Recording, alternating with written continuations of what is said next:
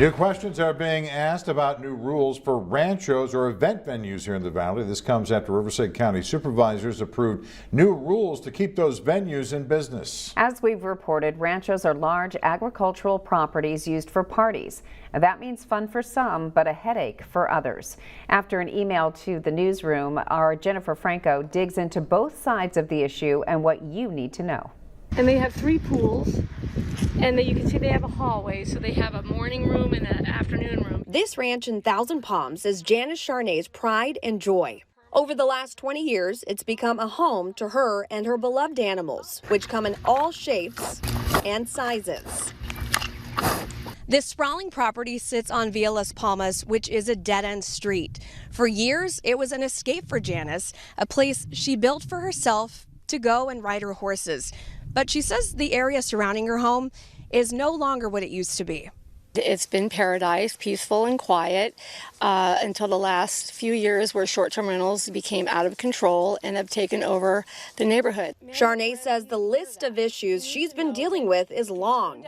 The high-speed traffic and the fireworks, the illegal fireworks, and the fights, the candlelit lanterns, the drones. She says the home that sits above hers often throws big parties. This picture showing people streaking taken in broad daylight on July 4th, 2 years ago. Charnay says this is how loud music sounds from just outside her door.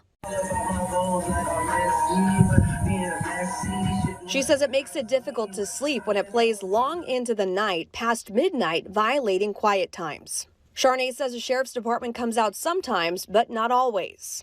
So what about code enforcement? The county can't respond in a timely manner.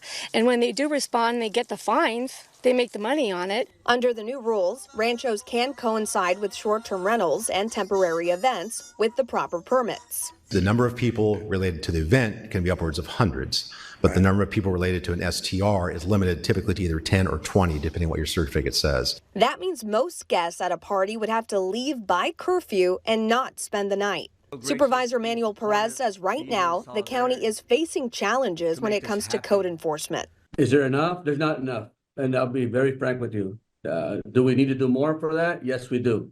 Charnay says she's worried the Rancho ordinance will pave the way for too many party houses. Do you think oversaturation will be something that'll come up and discussed and maybe need to be adjusted?